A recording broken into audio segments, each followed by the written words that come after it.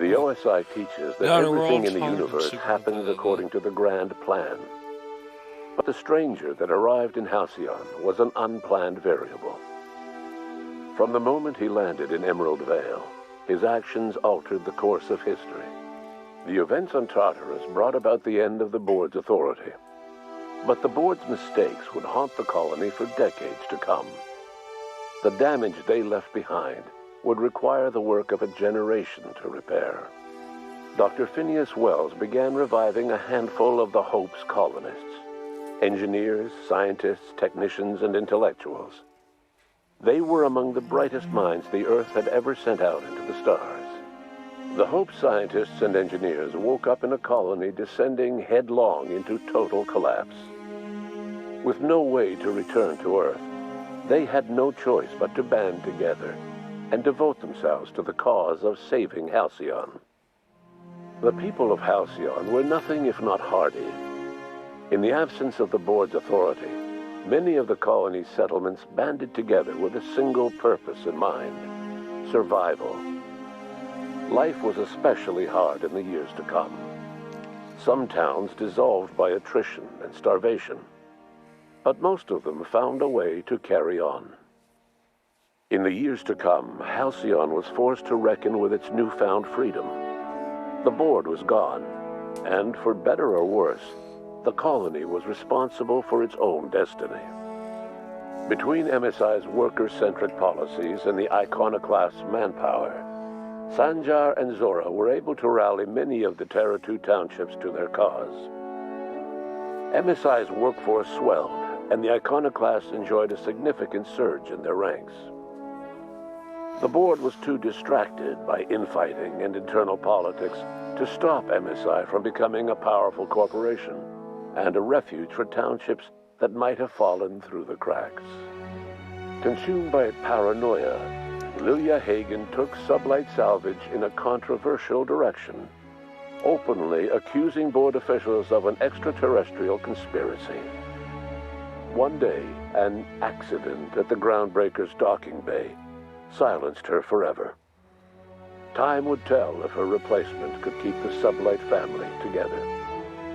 Adelaide McDevitt replaced Reed Thompson as the leader of Edgewater.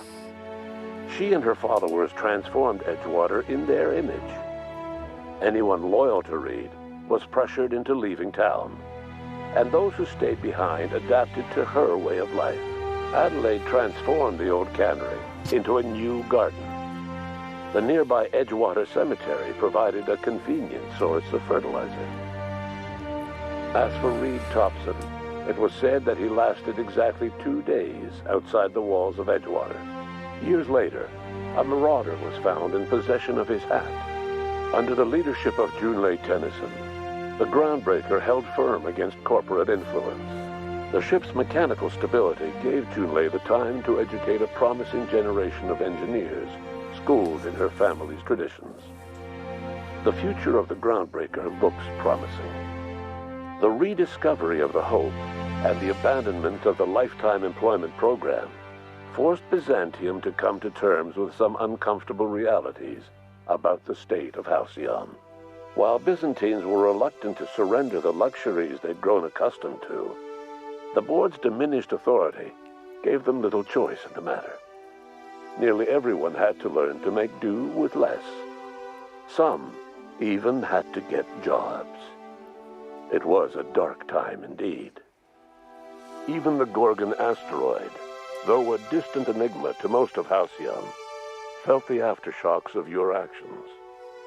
The destroyed Adrenatime synthesizer became a symbol of the board's cruelty and a rallying point for Wells and his scientists as they sought to build a more humane, ethical Halcyon.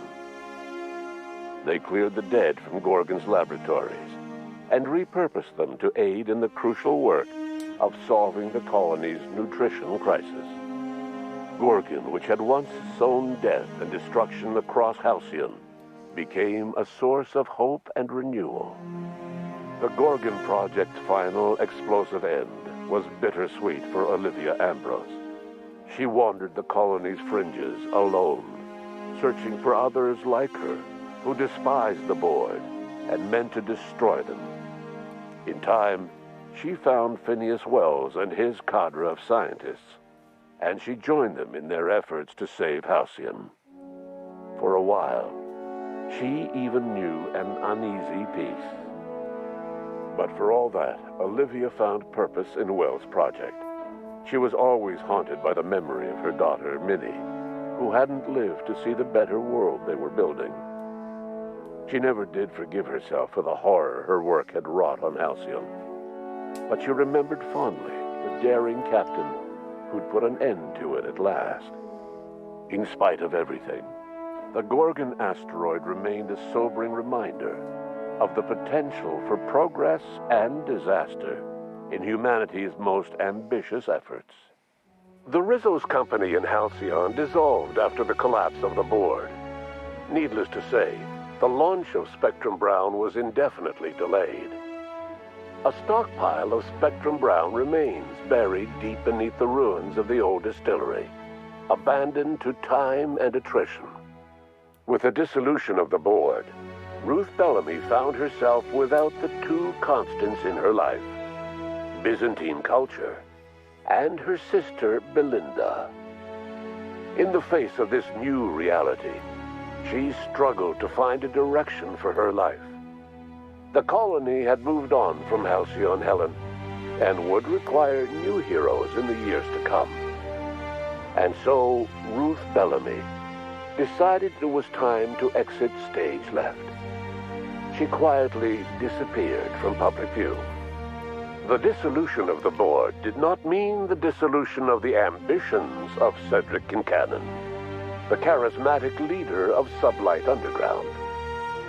Cedric offered Slug's transportation services to the newly thawed colonists and set to work ferrying resources and food wherever they were most needed.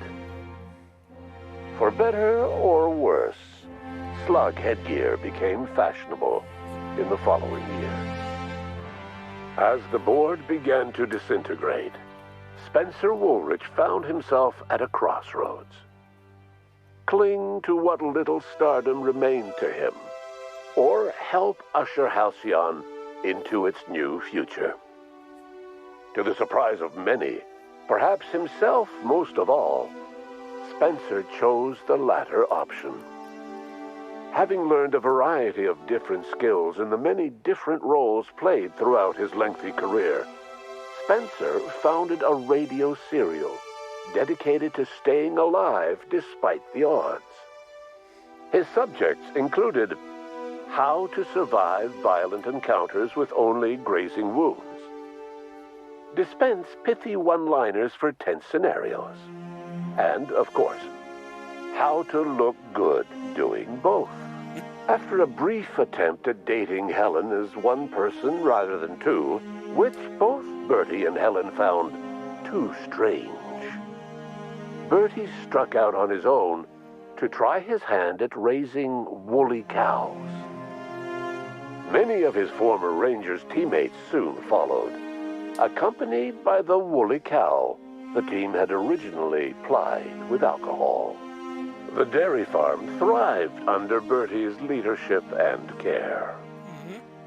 The Dairy Rangers privately believed that the woolly cows softened Bertie's temper considerably, although the only one brave enough to say this to his face was promptly headbutted. Your influence further cemented Ellie's perspective. She understood she could never truly rely on others, so she set about making sure she wouldn't have to. With a steady income from the life insurance payouts, she was finally able to afford a ship of her own. She enjoyed a long and infamous career running missions across the system. Some of them were even legal. Life in Halcyon was sobering for Felix Millstone. The grand revolution he dreamed of never came. There was no great awakening for the colony, no celebrations in the streets. There was only the hard, desperate work of trying to repair a broken colony. Felix never had a head for numbers, but if there was labor to be done, he was there to help.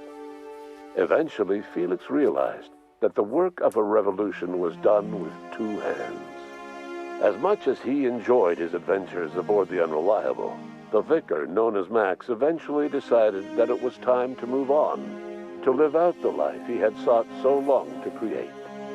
He knew there were many in the colony who carried burdens much worse than the ones he had struggled with, and he devoted himself to easing their suffering wherever he could. He only ever took up arms again to defend the defenseless. Unshackled from a lifetime of striving and fighting the universe and himself, Vicar Maximilian de Soto was finally at peace.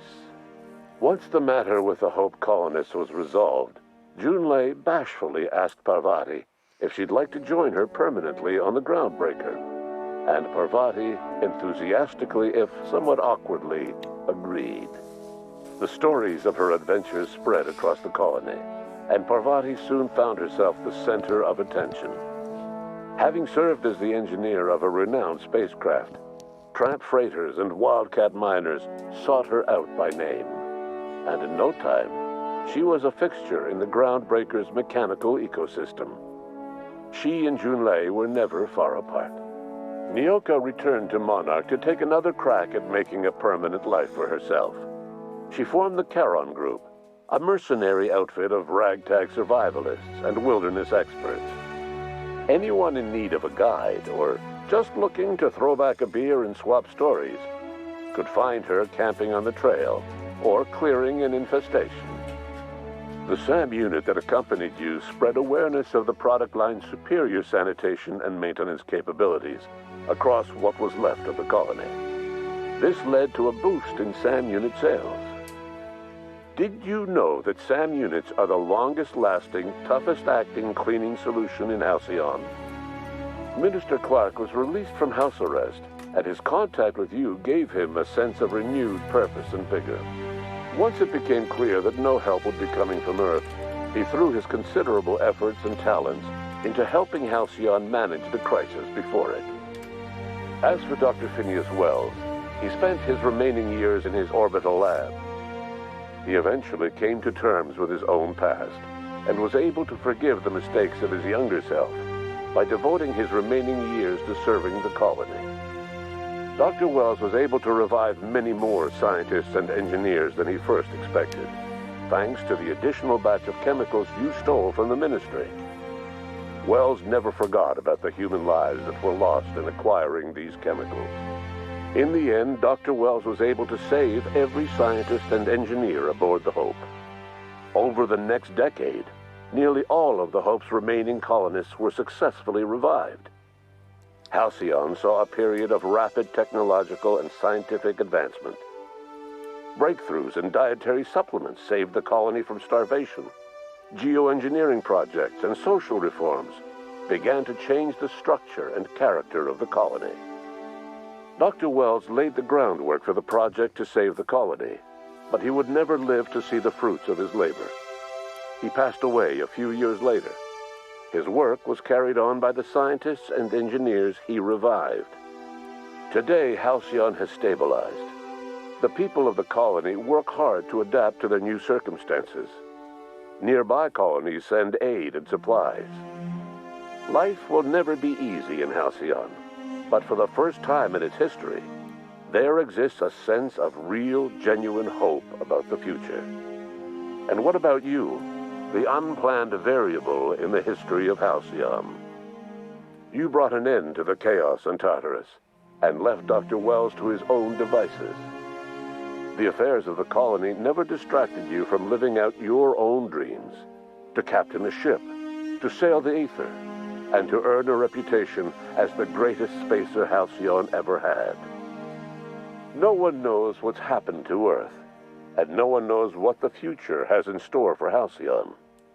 All we know for certain is this: the name of the Unreliable and that of its intrepid captain will remain the subject of countless stories for years to come.